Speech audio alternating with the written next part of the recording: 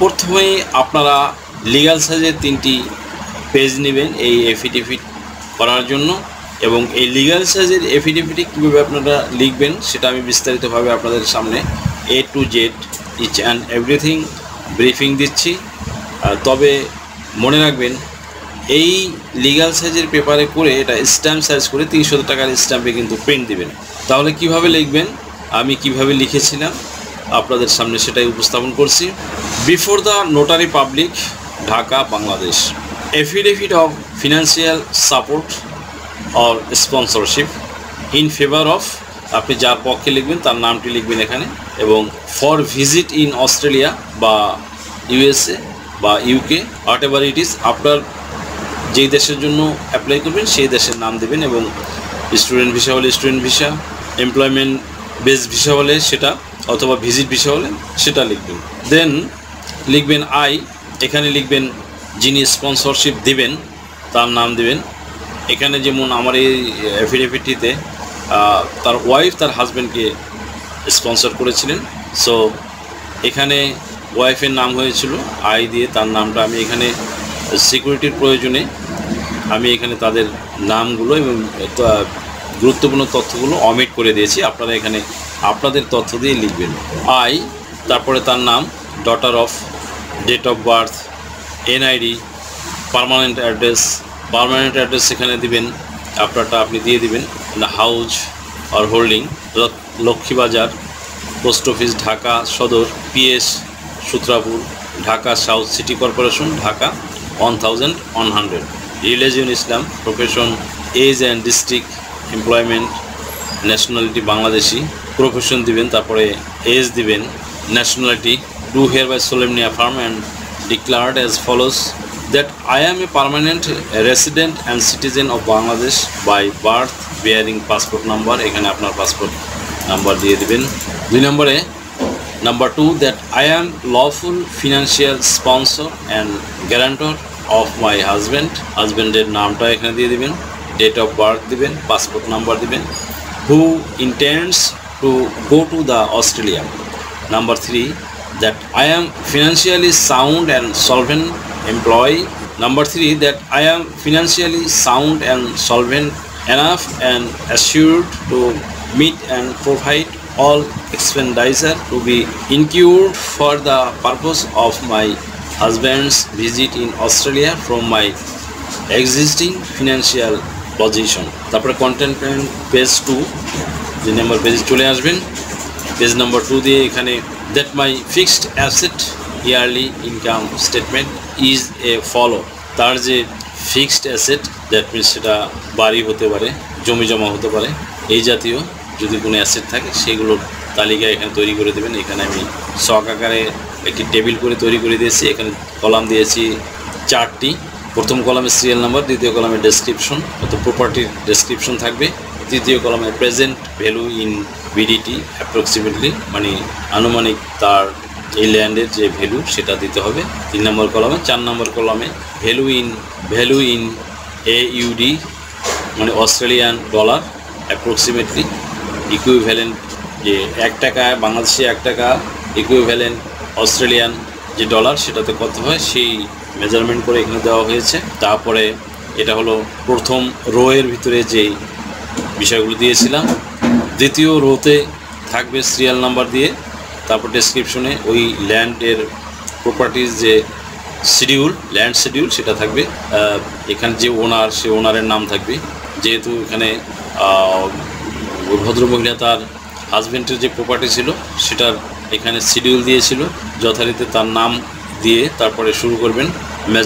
Measuring 22 অযুতাংশ land with 826 SFT, flat নং দিয়ে with common area at district Dhaka, PS south Keraniganj sub registry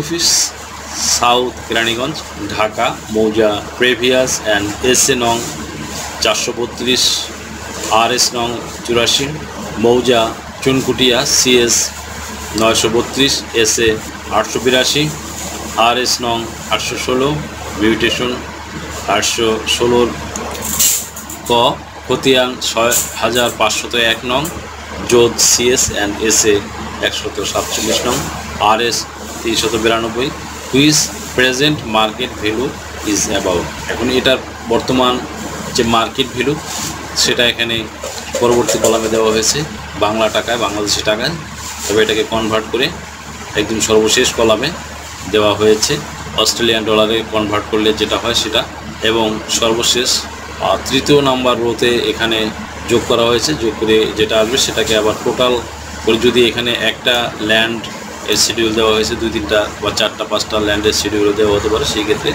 এগুলো total যোগ করে এখানে টোটাল বিডিটি টাকাকে কনভার্ট করতে হবে অস্ট্রেলিয়ান ডলারে, কনভার্ট করে এখানে মেনশন করে দিতে হবে। Number 4, that the value of asset properties is calculate based on the present market rate of the locality. Content page 3, page number 3তে কি আছে? Number 5, that I do hereby undertake that immediately after completion of my husband's visit he must return to our native land Bangladesh without any delay with my own arrangement and costs. Under any circumstances he will not claim any compensation to the government of Bangladesh or the Australia. Number 6, এখানে converted যে সফটওয়্যারটি সেটা এখানে mention করা আছে, that the statement made above are true to the best of my knowledge and belief, and I swear and sign this affidavit of financial support before the Notary Public at Dhaka, Bangladesh.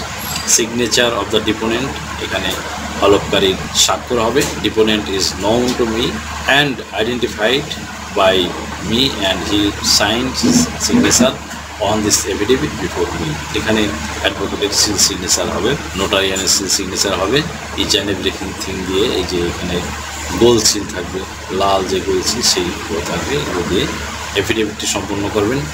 এরপরে আপনারা করবেন যে দলিল থাকবে, যে ঘটে দলিল থাকবে, ওনারা একটি দলিল দিয়েছিল, সেই দলিলের সামারি থাকবে। দলিলের সামারি কীভাবে করবেন? নোটারিয়ানের প্যাডের উপরে এটাকে বাংলা থেকে ট্রান্সলেট করে লিখবেন। কীভাবে লিখবেন সেটা আমি এখানে বলে দিচ্ছি, যে translate true copy summary of deed, এখানে বাম পাশে দেবেন ডিড নাম্বার, দলিল নাম্বার, তারপরে যেই তারিখে দলিল হয়েছিল, ডেট 11/5/2018 তারিখে ওনার দলিলটি হয়েছিল।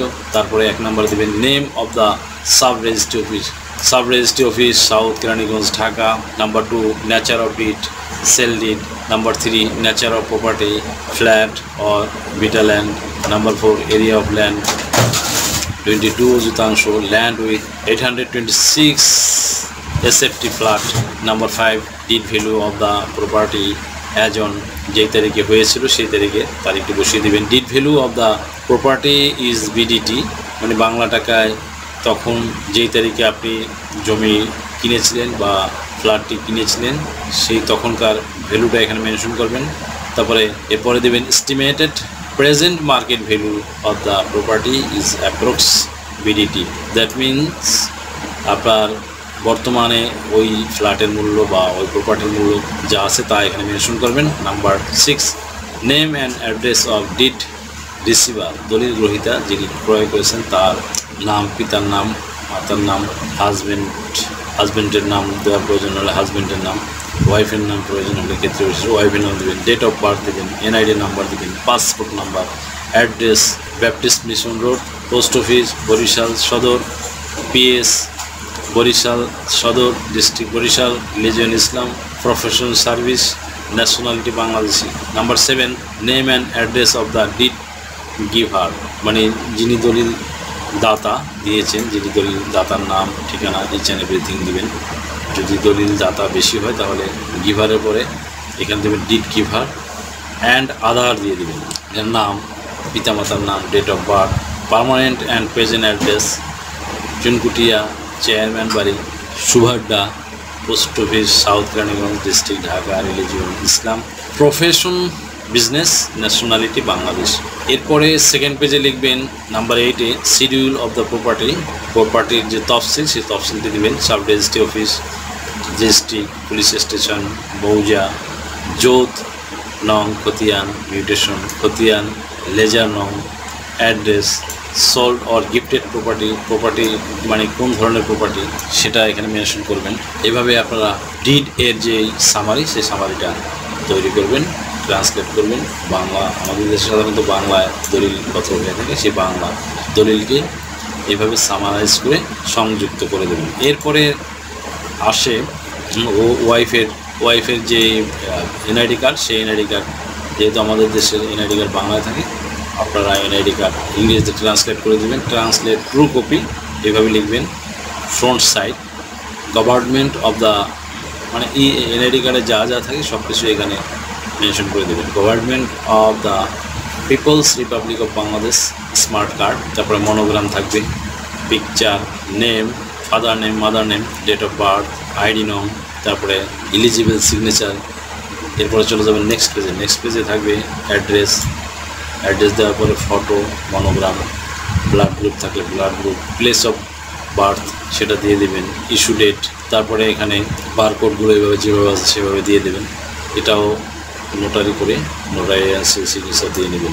অতঃপর পাসপোর্টটিও যেহেতু ইংরেজিতে করা, এটা ট্রান্সলেট করার দরকার নেই, যেরকম থাকবে সেইভাবে এখানে নোটারাইজ করে সিগনেচার দিয়ে গোল সিল বসিয়ে আপনারা তৈরি করবেন। এবং এনআইডি কার্ডের যে বাংলা কপিটি আছে সেটি প্যাডে দেওয়ার দরকার নেই, সাদা কাগজে প্রিন্ট দিয়ে নোটারি করে নেবেন। এখানে পাসপোর্টটিও সাদা কাগজে দিয়ে নোটারি করবেন, শুধু এনআইডি কার্ডের বাংলা থেকে ইংরেজি ট্রান্সলেটটি প্যাডে দিয়ে নেবেন। এটা হয়ে যাওয়ার পরে আপনারা হাজব্যান্ডের যে ডকুমেন্টসগুলো সেগুলো অ্যাজ লাইক ওইভাবেই translate true copy front side NID কার্ডের, government of the people's republic of Bangladesh national ID card, ওনারটা ছিল ন্যাশনাল আইডি কার্ড, এই জন্য ন্যাশনাল আইডি কার্ড লেখা হয়েছে, আর ওয়াইফেরটা ছিল স্মার্ট কার্ড, এই জন্য স্মার্ট কার্ড লেখা হয়েছে। তো মনোগ্রাম দেবেন, পিকচার, নাম, name, father's name, mother's name, date of birth, NID নং, এলিজিবল সিগনেচার। ব্যাক সাইডে সাধারণত যা থাকে এনআইডি কার্ডে সেইভাবে লিখবেন। স্মার্ট কার্ড এবং এনআইডি কার্ডের মধ্যে একটু ডিফারেন্স আছে লেখা। ব্যাক সাইডে যে লেখা দিস কার্ড ইজ, এনআইডি কার্ডের ব্যাক সাইডে লেখা ছিল this card is the property of the government of the people's republic of Bangladesh.